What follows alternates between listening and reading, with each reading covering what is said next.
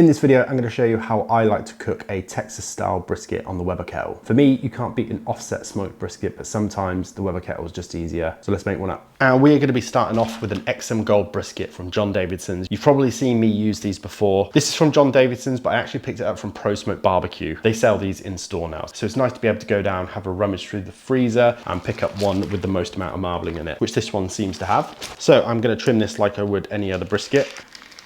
And I'm going to be trimming it up with my Savanac bone and knife, Wilson's Barbecue branded, made here in the UK, some of the best knives in the world. And you can get 30% off these knives using the code in the description below. And they now ship to all countries. So if you're in America, you can pick these knives up. I would highly, highly recommend them. I'm not going to do anything too special with this trim, pretty standard. If you've seen me or others trim briskets before, you'll know exactly what I'm doing. Nice and aerodynamic. Taking this little mohawk down as well. Generally just trying to round this out, make sure that the fat's not too thick anywhere, make sure that nothing's too pointy. And it's worth saying that this is the day before I plan on cooking this. I like to trim and season up my briskets the day before. And the reason that I like to do that is because I think you get a much better bark when you do season the night before. And moving on to the seasoning, I like to go with the bus tub method or the hotel pan method, the dump method. I feel like you get a much more consistent saltiness, flavor, bark, all those kinds of things if you do it like this. And I like to go 2 parts black pepper, and I'm using the Kirkland brand from Costco black pepper, to 1 part Diamond Crystal kosher salt. Well, 1 and a bit parts. Give that a mix round, pop that brisket in, and then just get the salt and pepper all over. It's gonna look like a lot of seasoning, but this won't be too salty, it won't be too peppery. But one thing's for sure is that if you do this every single time you season your briskets, particularly if you're doing pop-ups and if you're planning on selling, you're gonna get a really consistent result in terms of how much seasoning and what your briskets taste like and what your briskets look like, because you're taking away all those variables that you get when you use the shaker method. Next thing to do is to get this onto a wire rack, and this can go into the fridge overnight for the next 12 hours or so, and we'll come back in the morning and this surface will be a lot drier than it is right now. In my opinion, I think it helps to set the bark a little bit earlier, almost guaranteeing that you get a perfect bark coverage across your brisket. Might work for you, might not, it works for me. So we'll put this into the fridge. And although we're not cooking this brisket till tomorrow, there's no reason why we can't set up our charcoal in our Weber today. So I'm going to be using my Slow and Sear Deluxe insert. I will never cook on a Weber without this thing again. Just makes everything so much easier. Going to keep this old charcoal in here, and we're just going to chuck in some nice big pieces of Big K charcoal. And then I've got some chunks of pecan. Normally I would use oak, but didn't have any oak chunks. And this is all set up ready for the morning, bright and early. Next thing we're going to do is make up some pickles to serve with this brisket. These are going to be some sour dill pickles, and they are really easy to make. So we're going in first off with some dill, a couple of crushed but not peeled garlic, some chili flakes, crushed chili flakes, 1 whole salad cucumber. Set that to the side. Then in a pot that is soon to be on the hob boiling, we'll go 1 part water, 1 part white grain vinegar, and then to that 2.5% of the liquid weight in salt. That turns out to be about 20 grams in my case. Some mustard seeds, some ground turmeric. This is going to help get that luminous green color to these pickles. And then bring this up to a boil. One other thing that I forgot to mention is the addition of bay leaves will bring tannins to the party and supposedly keep your pickles nice and crunchy. I don't know the exact science behind it. I've been doing this for a while now and I always seem to have pretty crunchy pickles, so I'm gonna keep doing it. So once this pickle and brine has come up to a boil, you can pour it straight over your cucumbers. These can just hang out and cool down. Once they are cool, you can pop them into the fridge, and then as soon as they're fridge cold, they should be ready to eat and they should be perfect. So I'll let these cool down in the kitchen before they go into the fridge. So it is the next morning around 5:30 a.m. and this brisket has dried out nicely overnight. Some of that salt has drawn some moisture out and then it's been reabsorbed back into the brisket, leaving a nice dry surface. So we're going to hit this with a little bit of seasoned salt. You could go for something like Lowry's. I'm going for the Chud's Barbecue Secret Salt. There'll be a link below where you can buy this in the UK. So we're going to go on with a thin layer of that across the entire fat cap, and this will be ready to take outside to the pit. And out on the barbecue, everything's already set up, ready for me to go. So I'm going to set my bottom vents on the Weber about halfway, light a fire lighter, get this charcoal going. And on a brisket, at the top on the fat cap side, there's generally 2 sides, a fattier side and a leaner side. I'm going to aim the fattier side toward the wall of the Weber because that tends to be where it gets hotter. And we're going to be cooking at around 225 Fahrenheit for the first couple of hours. I want it to start off nice and low, nice and smoky, get some good color, good flavor before we start to bump these temperatures up. So put the lid on and start cooking. So we're about 4.5 hours in on this cook, and this potato is definitely done. Looking good, nothing's burning too much, nothing's too crispy. Eventually this settled down to around 230 Fahrenheit throughout the whole cook. Forgot to put a water pan beneath, but I'm probably just gonna leave it now, to be honest. It's feeling nice, nothing's rendering. Just gonna keep on letting it roll, I think. It's feeling good. Might give it a little spritz just on this side where it's kind of drying a little bit. That was a very lean part of the brisket. Otherwise, going to keep cooking around 230 Fahrenheit up to around 250 max, and we should be good. Pretty much 6 hours on the dot since this went on. This little split is just smoking away. All those wood chunks are gone, so this is just going to provide a little bit of extra smoke throughout the rest of the cook, nothing too much. We're getting a little bit of curling in the flat, so I'm going to give it a turn round and also use these little burger wraps, these little foil wraps. I use these in the breakfast taco video, and I'm just going to foil this flat. This should hopefully stop it from burning, but also stop some of that curling action going on. And just because we were a little bit lean on the point end, I'm going to go in and just wrap that point end a touch. Pretty close to the heat source here, so I want to stop anything from burning. No fat render yet. Starting to cook around 250, 260, and we'll keep going until it's ready to wrap. So it has been about 10.5 hours, and this charcoal is finally starting to give up, so we're just going to give it a little top up. Hasn't done too badly, to be honest. That 1/2 moon of slow and sear charcoal did us 10 hours, pretty good. So that should be enough to see us through.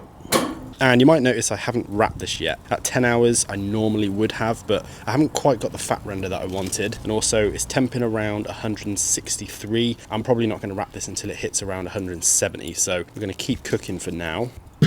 So 12 hours on the dot. This fat is nice and pillowy. Could have done a better job at trimming there, but gonna be nice and rendery given the method that we're gonna wrap it. It's temping at around 172, something like that. We're gonna take this inside and get it wrapped up. So this brisket is ready to wrap. We're gonna go with a foil boat method because I think it's gonna be perfect to render this fat. It hasn't quite rendered as much as I'd like, and it means I can get underneath and check the tenderness throughout the cook rather than a butcher paper wrap where I'd have to unwrap it or poke a probe through the butcher paper. So I just think it's gonna be easier to foil boat it. And you might notice that I've got a little helper with me.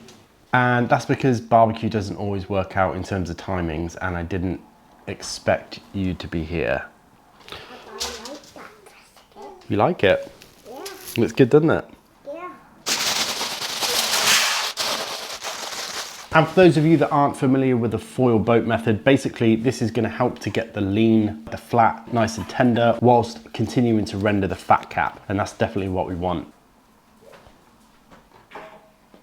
Babe, she's coming to help too. Is she? That's good. So this is going to go back onto the Weber at around 275 Fahrenheit. Brisket going back on. Come back in a couple of hours, maybe when it's tender. So 14.5 hours after this brisket went on, which is way longer than any single brisket cook I've had in a while. Don't know why it took so long, but it did. It's probably been nice and tender in the middle of the flat, around 200 Fahrenheit. The fat cap is nice and crispy. We're going to take this inside and let it rest. Yeah, unusually long brisket cook, and that's probably because I was checking it regularly for this video, but it's nice and tender, really nice and barky. And looking in the bottom of the foil boat, there doesn't seem to be much in there other than fat. So I feel like I wrapped it at the right time. We don't want too much liquid or juice or brown juice in there, basically water. We just want a load of rendered fat, and this is looking good. So as you can tell, it's a bit later than I intended this to be. So rather than cut this up and eat this now, I'm gonna rest this overnight, wrapped in foil in my warming oven. It's basically gonna keep it nice and warm until we slice it up tomorrow. And this is definitely not a necessary step. I'm only doing it because I don't really want to eat it this late at night. So we'll take some foil, some beef dripping or beef tallow, depending on where you're from, and then we'll take our brisket out of the boat, rest it on top. We don't want to lose all of these juices, so we've got a nice crispy bark, but I don't mind softening it up a little bit with all this fat. Then we're going to wrap this up.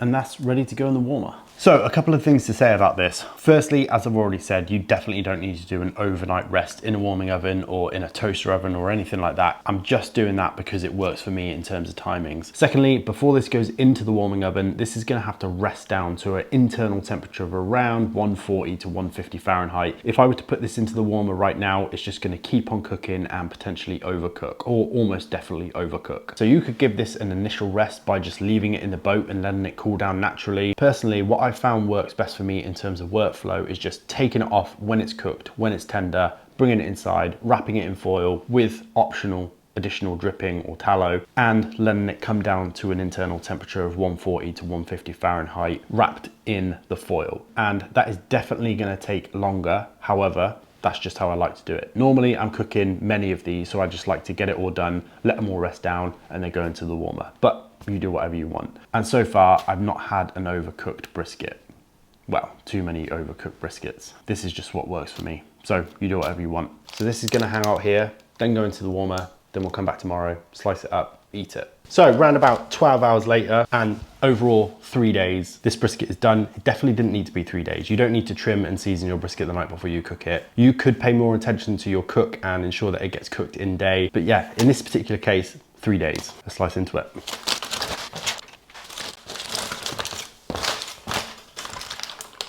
Oh, it's good. Oh, it feels nice and tender. Patting on some of that tallow from the wrap is never gonna be a bad thing. Nice and jiggly, nice and dark. How's it looking? You gonna focus? That doesn't look too bad. Nice and moist. Pop that lean up. And for a UK grass-fed brisket, this is looking good. Really happy with that. Let's take a slice off the point, see how that's looking. Or a couple of slices off the point. Again, that's looking good, nice and juicy. The internal fat hasn't completely rendered out, which is always good. It's not looking too shreddy or anything like that. And on the actual point itself, again, nothing too shreddy. Nice kind of yellowing on the fat cup there where we got a good amount of render. And that's really from that full boat. I'll take another slice. See how deep we can get into this before it starts shredding up. Ah, it's looking good. Definitely didn't overcook, even though I put it straight into a foil wrap. Straight into the foil rather than let it rest down with that tallow. Looking good. Nice couple of slices of moist brisket there. Let's see how this lean came out. Fair amount of point muscle came with that, but that lean is looking nice and juicy. And that's not the side that I covered in tallow, that side is. So even on the fresh cut side, you can see that it's got a nice amount of liquid, nice amount of fat. And on the fresh cut, it's looking good. And again, yeah, super impressed with these XM Gold. They always come out good. Given the price of them, given that they're grass fed. So I'm gonna give one of these little burnt ends a go. Absolutely one of the best bites on a brisket. Really nice and fatty, nice and barky.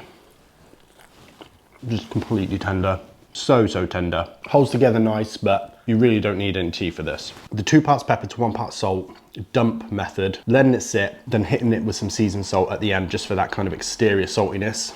Honestly, does not fail. Really, really good. But when it comes to eating brisket, my preferred way has got to be get a nice bit of soft potato bread. This is Martin's potato bread.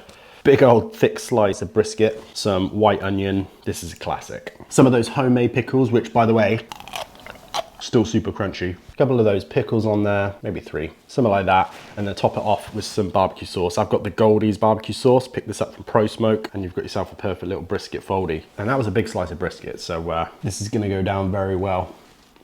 Tastes like Texas. Honestly, that brisket is so tender. It is by no means fall apart, but if you just give it the slightest little tug, it will rip. Real nice bite to it. That's a perfect cook, if I do say so myself. And honestly, like, I really like the taste of a Weber kettle cooked brisket. Nothing will ever beat the Offset. Like, I'm convinced of that. But I do like the taste of like smoldering wood brisket. Something on a low airflow cooker like a Weber Smoky Mountain or a Weber kettle like this is. There's something about it. Kind of reminds me of when I kind of first got into barbecuing. And again, look at that fat render on there. Real nice and yellow. You can just see it across the top there. And this is quite a thick slice of lean, but texture-wise, comes straight apart. You can really taste that pecan smoke as well. It tastes notably different to oak. Maybe I'll go in for one last little foldy. Gonna go real old school this time with some butter crust. Bought this back from Texas. Fat slice of brisket, some onions, pickles. And I do think that that bay leaf trick works because these are ridiculously crunchy. Again, gonna go on with some barbecue sauce. And that is a perfect little brisket foldy. Very, very good. Definitely my favorite way to eat brisket. So yeah, that's pretty much how I cook brisket on the Weber. As I said, it definitely doesn't need to be a 3-day process like I made it. Just trim it, season it, get it on the Weber. Cook it 225 to 250, maybe 275 at the end if your fat's not rendering too well. I recommend the foil boat method. Pull it when the very center of the flat, normally around about here, is nice and tender. And that's pretty much it. There really isn't that much more to it. So if you like this video, please give it a thumbs up, comment, subscribe, do all those things. It really, really does help me out. And let me know if this helps you in any way or inspires you to go and cook a brisket on a Weber kettle. Definitely recommend the Slow and Sear Deluxe insert if you haven't got it. It just makes everything so much easier. So maybe look out for that. I'll drop a link below where you can buy it. And yeah, please consider subscribing. And I'll see you next week for another video.